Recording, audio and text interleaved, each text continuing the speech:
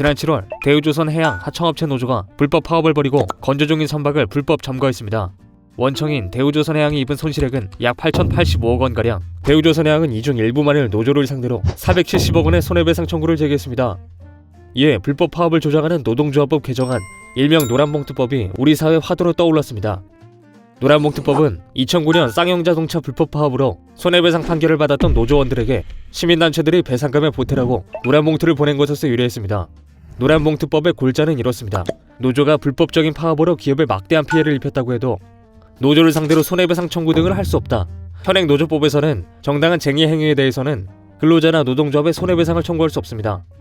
형사처벌상 면책도 포함되어 있습니다. 하지만 우리나라는 노조가 사업장을 불법으로 점거하는 일이 빈번합니다. 기업이 일할 수 없으니 피해액이 늘 수밖에 없습니다. 그런데 노란봉투법은 불법의 쟁의 행위에 대해서도 손해배상을 청구하지 말라는 겁니다. 정당하지 않은 노조의 파업과 점거는 불법이고 이에 대해 기업은 민법 제750조에 따라 손해배상 청구를 할 수 있지만 노란봉투법에 따르면 기업은 손해배상 청구를 할 수 없게 됩니다. 청구를 하더라도 그 액수를 조합원의 수, 노동조합의 재정 상황 등을 고려해 상한액이 정해져 있다는 겁니다. 기업의 피해를 얼마만큼 입었는지는 무시된 채 말이죠. 외국에서는 대체 근로를 허용하며 노조의 불법 행위 자체를 엄격히 금지합니다. 일본의 경우 불법 쟁의 행위에 대해서는 민형사상 처벌 대상입니다. 독일도 불법 행위자에 대한 처벌이 가능합니다.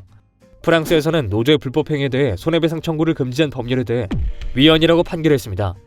영국에서는 최근 법 개정을 통해 손해배상 상한액을 무려 4배로 상향 조정하기도 했습니다.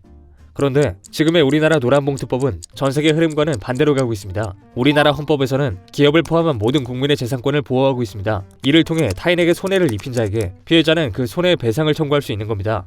그런데 노란봉투법은 노조가 불법 행위로 회사에 손해를 입혀도 노조 활동이라는 이유만으로 손해배상을 면책하겠다는 것입니다. 이는 특정 집단에 대한 특권이자 헌법상 평등권에도 위배됩니다. 무엇보다 노란봉투법이 정말 법을 훼손하지 않고 건강한 노사관계에 도움이 될 수 있는지 꼼꼼히 살펴봐야 할 때입니다.